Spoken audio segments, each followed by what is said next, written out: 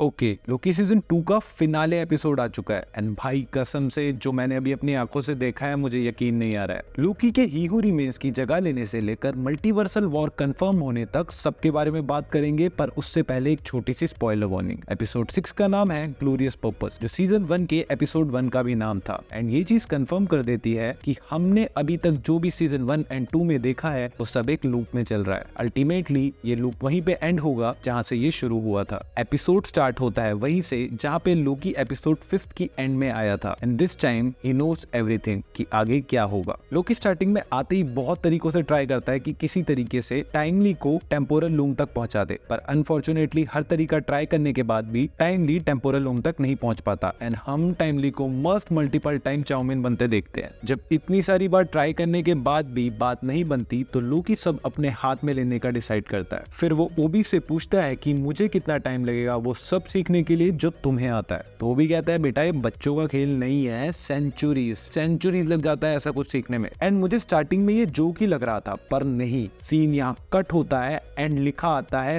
Centuries later and उस time पे I was like wait what. Loki centuries लगा देता है वो सीखने में जो ओबी एंड टाइमली को आता है एंड वो सक्सेसफुल हो भी जाता है। लोकी को हर चीज की नॉलेज है एंड वो एक फुल प्रूफ प्लान बनाता है जिसमें गलती की कोई गुंजाइश ही नहीं होती। हर गलती जो हो सकती है, जिसकी पॉसिबिलिटी है, उसका अब लोकी को पता है एंड उसका सॉल्यूशन लोकी ने कर दिया है। मतलब full next level full proof plan. Timely फिर टेम्पोरल लूम की तरफ बढ़ता है एंड इस बार सैडली हमें टाइमली के चाउमीन बनते नहीं दिखते एंड टाइमली इस बार टेम्पोरल लूम को ठीक कर देता है। पर ये खुशी बस कुछ सेकंड की होती है बिकॉज इस बंदे की किस्मत सही में किसी खुंदक में लिखी गई है। होता ये है कि न्यू ब्रांच टाइमलाइन का नंबर इनफाइनाइट है, मतलब काउंटेस, एंड इतनी कैपेसिटी झेलने के लिए टेम्पोरल लूम बना ही नहीं था। टेम्पोरल लूम बना था एक सेक्रेट टाइमलाइन को एक फ्लो में रखने के लिए, जिसे कोई ब्रांच टाइमलाइन डिस्टर्ब ना करे एंड अगर कोई ब्रांच टाइमलाइन या फिर कई ब्रांच टाइमलाइंस इसकी फ्लो को तोड़ने की कोशिश करें तो उन सबको खत्म कर दिया जाए बाय टेम्पोरल लूम इटसेल्फ, ताकि जो लिखा है एंड जो प्लान हुआ है सब वैसे ही चले।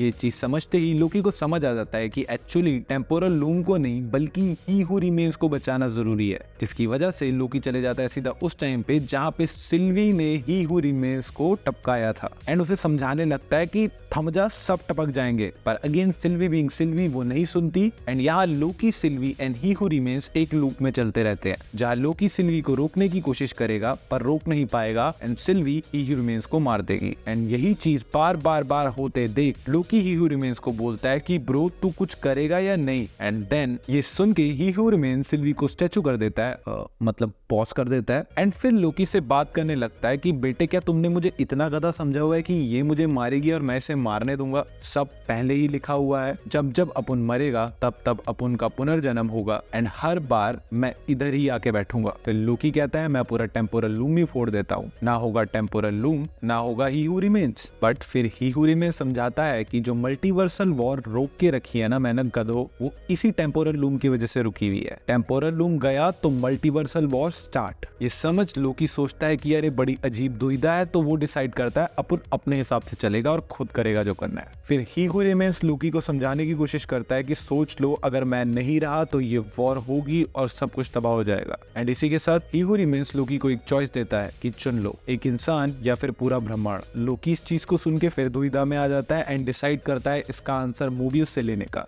कि कैसे चुने कोई मरेगा या फिर नहीं। उस टाइम पे जब लोकी को एज अ वेरिएंट पकड़ा गया था एंड लोकी मोबियस की पहली मुलाकात हुई थी एंड यहाँ पे हमें मोबियस के बारे में और जानने को मिलता है कि मोबियस एक्चुअली में कितना सीरियस बंदा है। मोबियस लोकी को एक स्टोरी सुनाता है दो एजेंट्स की, उनमें से एक एजेंट मोबियस होता है एंड एक रमोना। रमोना जज बनने से पहले एक हंटर थी एंड मोबियस भी एक एजेंट बनने से पहले एक हंटर था। उन दोनों हंटर्स को काम मिलता है एक वेरिएंट को प्रून करने का जो आगे जाके 5000 लोगों की डेथ का कारण बनेगा। वो दोनों जब उस वेरिएंट को मिटाने जाते हैं तो वो देखते हैं कि वो वेरिएंट एक 8 साल का बच्चा है एंड मोबियस उस बच्चे को देख के वहीं पे थम जाता है। कोई भी थम जाएगा यार, बच्चा है, एक्सेप्ट दिस लेडी। क्यों? बिकॉज ये सक्सेस के लिए कुछ भी करेगी। रवोना बच्चे को प्रून तो कर देती है पर उसको प्रून करने में थोड़ी लेट हो जाती है, जिसकी वजह से कई हंटर्स की जान चले जाती है। बिकॉज वो एक हंटर भूल गया था कि इसका आगे कॉन्सिक्वेंस क्या होगा। एंड उन एजेंट्स की मौत का कारण मोबियस खुद को मानता है एंड उसके मन पे एक बर्डन है। मोबियस लोकी को ये समझाने की कोशिश कर रहा होता है कि कई बार कठिन फैसले लेने होते हैं जिन्हें लेकर ही आप अपने पाथ पे बने रह सकते हो, आप भला कर सकते हो। एंड ये चीज मोबियस की स्टोरी को बहुत ब्यूटीफुली कंप्लीट करती है, जिसे सुन के लोकी समझ जाता है कि अगर मैंने वो चीज नजरअंदाज की जो होने वाली है तो उसका भुगतान पूरे मल्टीवर्स को चुकाना होगा। एंड वो आता है फिर सिल्वी के पास थोड़ा परमिशन मांगने की, देखना यार थोड़ी सी जान लेनी है तेरी।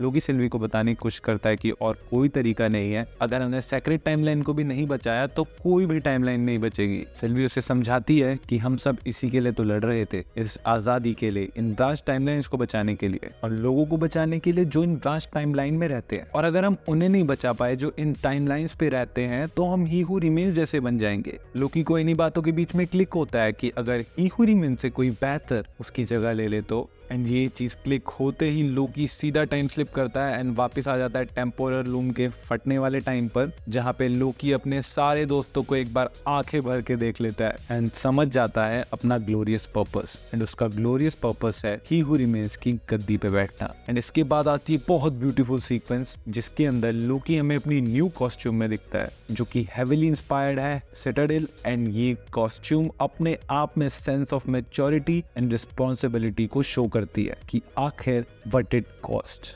जिसको पूरी तरह से पहनते ही लोकी टेम्पोरल लूम को तोड़ देता है एंड टेम्पोरल लूम से सारी की सारी शाखाएं अलग हो जाती है, जिसकी वजह से सारी की सारी टाइमलाइंस मरने लगती है। पर लोकी अपने टच से एंड अपने मैजिक से सारी की सारी टाइमलाइंस को ठीक करने लगता है, जहाँ पे हमें ये पता चलता है कि इन टाइमलाइंस में सिर्फ तब तक ही जान है जब तक लोकी ने इन्हें पकड़ा हुआ है। जैसे ही ये लोकी के हाथ से निकली ये टाइमलाइंस खत्म हो जाएगी। सारी टाइमलाइंस को अपने हाथ में पकड़ने के बाद लोकी चले जाता है सिटाडेल में उस गद्दी पे बैठने जो उसके लिए ही बनी थी एंड वो अब सर्व करेगा अपना ग्लोरियस पर्पस। जिसके बाद हमें दिखता है लोकी ने सारी टाइमलाइंस को एक ट्री की फॉर्म दे दी है एंड ये ट्री बिल्कुल यग्ड्रासिल जैसा दिख रहा है। यग्ड्रासिल एक ऐसा ट्री है जिसमें 9 रिलम एग्जिस्ट करती है एंड उन सारी की सारी 9 रिलम्स की रक्षा ओडिन खुद करते हैं। बस फर्क बस इतना है कि इसमें 9 रिलम्स नहीं बल्कि इनफाइनाइट नंबर ऑफ रिलम्स है। इसके बाद टीवीए में सब भला चंगा हो जाता है एंड नाउ मोबियस अब वापस जा रहा है अपने दोनों बच्चों के पास, जो कि शायद वो नहीं जा पाएगा बिकॉज डेडपुल 3 में भी तो साहब जी वापस आ रहे हैं। सिल्वी चले जाती है मैकडॉनल्ड्स अपनी 9 to 5 जॉब करने। टाइमली के बचपन में स्टोरी थोड़ी चेंज कर दी जाती है जिसकी वजह से अब टाइमली को वो बुक कभी मिलेगी ही नहीं। पर इन सबसे इंटरेस्टिंग था कि रवोना कहाँ पे है। प्रून होने के बाद उसकी आंख खुलती है सीधा वॉइड में एंड वॉइड में उसको अलायत मारने वाला है, जिस सीन में हम क्लियरली एक पिरामिड को देख सकते हैं जो कि चिल्ला चिल्ला के कह रहा है कि उसके अंदर रामाटट है। सो आई एम प्रीटी एक्साइटेड कि आगे रवोना क्या करने वाली है। और बिल्कुल सबसे आखिर में हमें दिखता है अपना लोकी जो कि नॉट सो गुड एक्सप्रेशन दे रहा है, जहाँ वो प्रॉपरली फंसा हुआ है एंड लिटरली उसके आसपास कहीं हिलने तक की जगह नहीं है। एंड यस, बिकॉज अब टेम्पोरल लूम खत्म हो चुका है तो अब मल्टीवर्सल वॉर होके रहेगी जैसा ही हू रिमेन्स ने बोला था। तो बस समझ जाओ जो